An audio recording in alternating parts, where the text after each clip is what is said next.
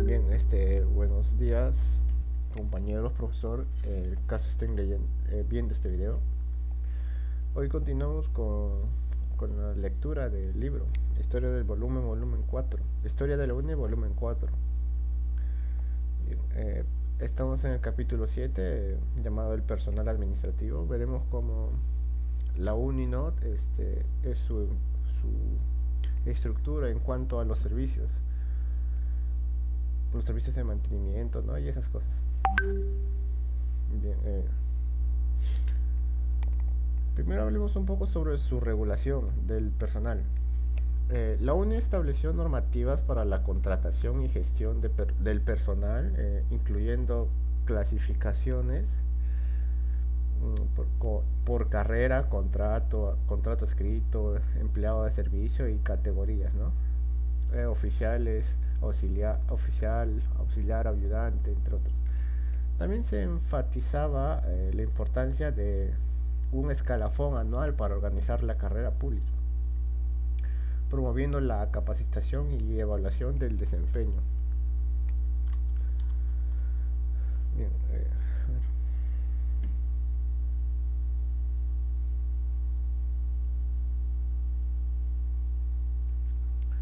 bien, ahora hablemos sobre la reforma administrativa que tuvo la universidad en el año 1966. En ese año la UNI creó la División de Asuntos Administrativos, asumiendo responsabilidad en el, en el en escalafón, control de personal, estadísticas y archivos. Se implementó un manual de procedimiento del departamento de personal para registrar los datos de los empleados, incluyendo información para el cálculo de haberes, bonificaciones y méritos.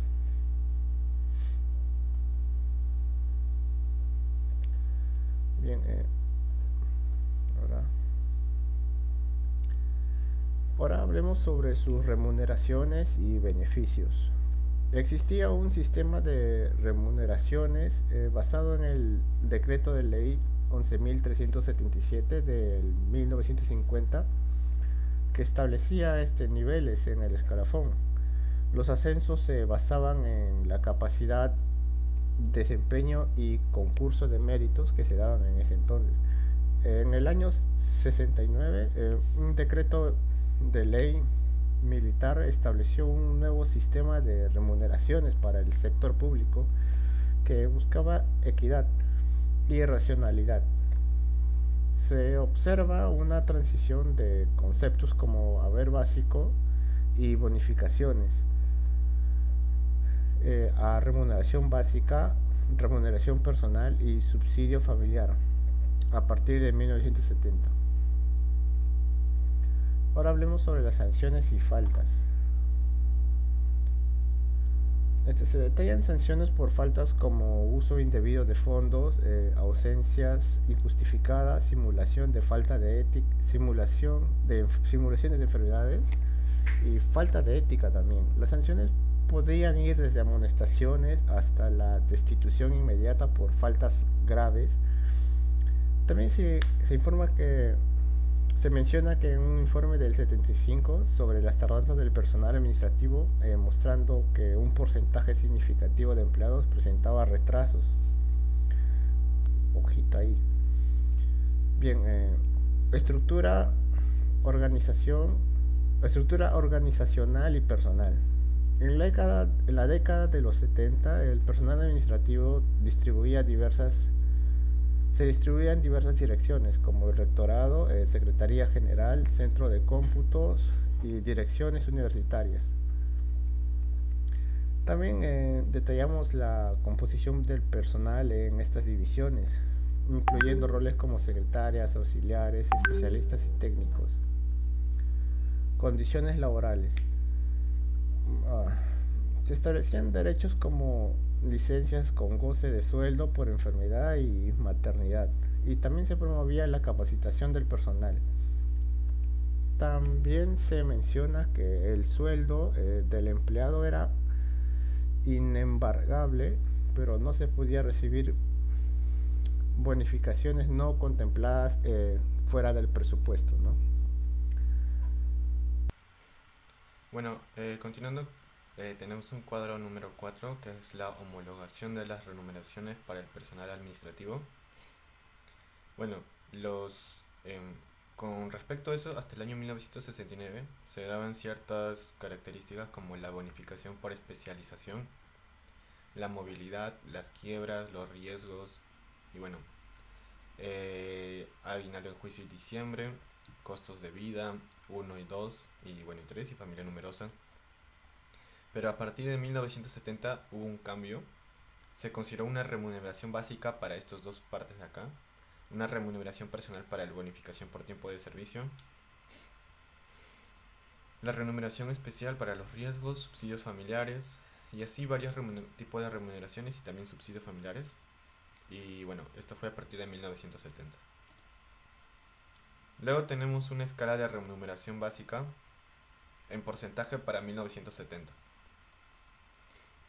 Aquí vemos que conforme, bueno, tenemos el grado 1, 2, 3 hasta el 8 y se puede ver que el porcentaje llega a disminuir eh, en en todos los grados y subgrados.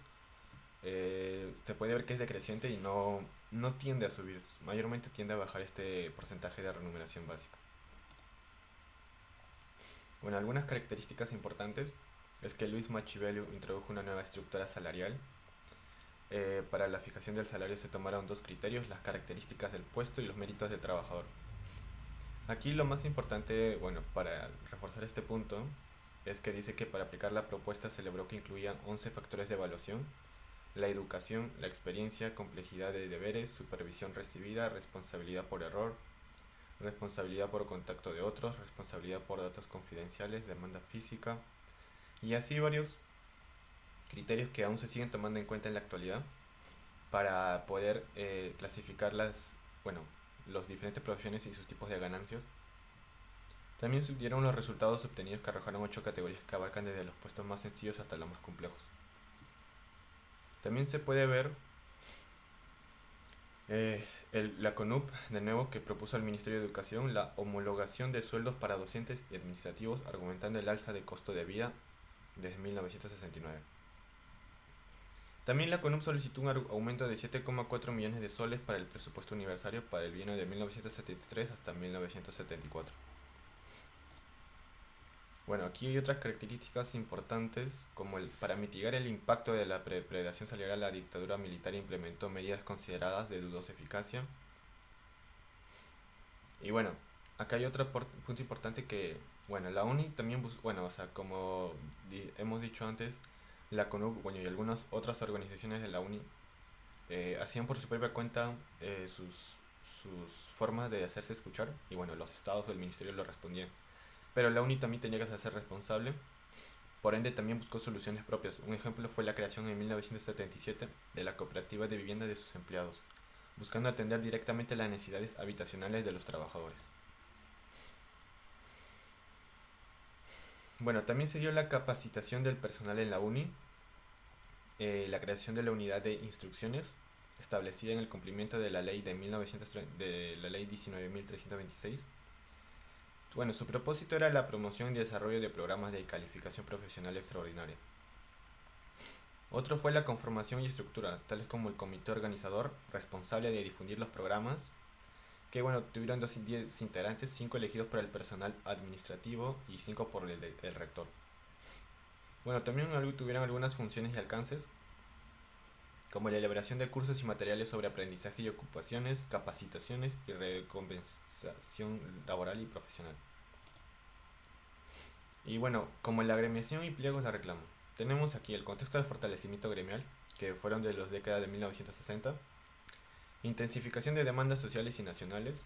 También se dio una nueva dinámica como la convergencia de gremios universitarios entre profesores, alumnos y empleados, y mayor participación en el movimiento social.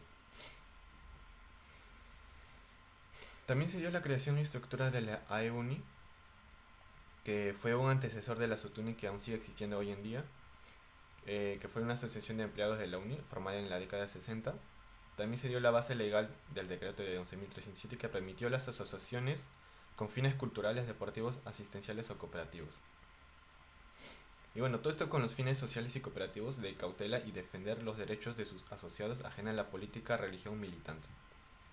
También se dio la participación de amplia rotación en cargos directivos, indicando democracia interna.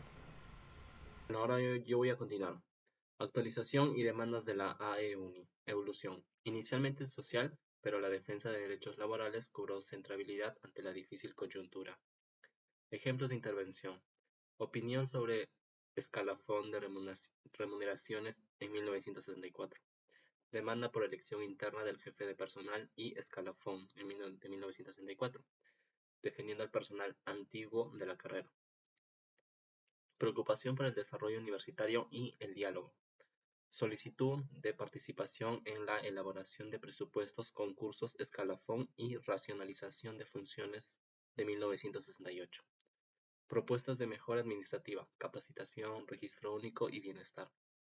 Respuesta en 1969. Las autoridades universitarias aceptaron considerar propuestas según la nueva ley universitaria. La AEUNI exigía mayor representación en los órganos de gobierno universitario y cuestionaba la eficacia de un solo representante en una asamblea de más de 60 miembros. También propuso incluir a representantes de trabajadores en comisiones clave. Tanto trabajadores como profesores pedían un aumento salarial, argumentando que el costo de vida había subido un 73% desde 1965, según el Banco Central de Reserva. También solicitaban una mejor clasificación de cargos. Se le calificaba de antidemocrática y verticalista, con efectos negativos en la universidad. Se denunciaba la pérdida de pluralismo, el aumento del centralismo y la marginación de docentes y estudiantes.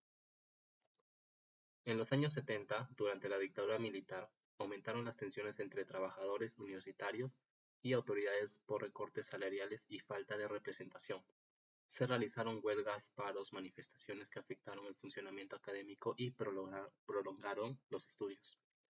En 1973, la universidad reconoció el reclamo salarial como justo, pero criticó los paros indefinidos y las acciones con fines políticos. En 1974, el rector César Sotillo y 2 vicerrectores renunciaron, denunciando presiones internas y externas, y una crisis que no podían resolver legalmente.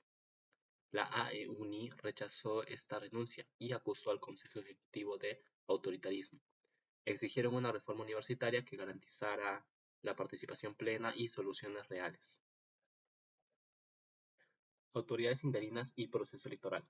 Tras la renuncia de las autoridades universitarias, se nombraron autoridades interinas y se inició el proceso para elegir nuevas autoridades mediante un reglamento electoral. Rechazo de asociaciones universitarias. Las asociaciones universitarias rechazaron el reglamento propuesto y exigieron mayor participación en el gobierno universitario y mejores condiciones laborales para el personal y los docentes. Medidas del rector interino. El rector interino, Manuel Yabar Dávila, tomó medidas para resolver demandas, como la homologación salarial, creación de un fondo de emergencia y reorganización administrativa. Persistencia del conflicto. Las asociaciones consideraron insuficientes estas acciones y advirtieron sobre el riesgo de una dictadura tripartita dentro de la universidad. Conflictos y reclamos en la universidad durante la dictadura. Durante la dictadura militar, la relación entre autoridades universitarias y asociaciones de trabajadores y estudiantes se volvió cada vez más tensa. Gremios como AEUNI, ADUNI y ACUNI presentaban anualmente pliegos de reclamos, mejoras salariales y laborales, reincorporación de suspendidos, mayor participación y derecho de sindicalización. El proceso era participativo, con propuestas discutidas y aprobadas en la Asamblea, antes de ser presentadas a las autoridades. Muchas demandas no eran atendidas o solo recibían respuestas parciales, lo que aumentaba la presión gremial y provocaba protestas, movilizaciones y paros. Paros, movilizaciones y respuestas institucionales. En 1976, las tres principales asociaciones de la UNI se unieron en el Frente Común FUTE-UNI y organizaron un paro de brazos caídos para exigir atención a sus demandas. Entre sus pedidos estaban el reconocimiento de sus asociaciones, revocatoria de suspensiones, suspensión de juicios y derecho a voto en el Consejo Ejecutivo. Las autoridades universitarias argumentaron limitaciones legales y administrativas para resolver muchas de estas demandas. El conflicto llevó a huelgas prolongadas, toma de locales y la intervención policial para establecer el orden en la universidad. Cooperación, transformaciones y legado de la AEUNI. A pesar de los conflictos, también hubo momentos de cooperación entre las asociaciones gremiales y las autoridades universitarias y otros gremios, con intereses comunes. La AEUNI no solo defendía a sus miembros, sino que también colaboraba con otros gremios y buscaba el diálogo con las autoridades para encontrar soluciones. En 1987, la AEUNI pasó a llamarse Sindicato Único de Trabajadores de la UNI, Subtuni, reconocimiento que se oficializó en 1994. El legado de estas luchas gremiales permanece hasta hoy, con trabajadores universitarios participando activamente en la defensa de sus derechos y fortaleciendo la vida democrática de la universidad. Con esto ya culminamos la exposición. Muchas gracias.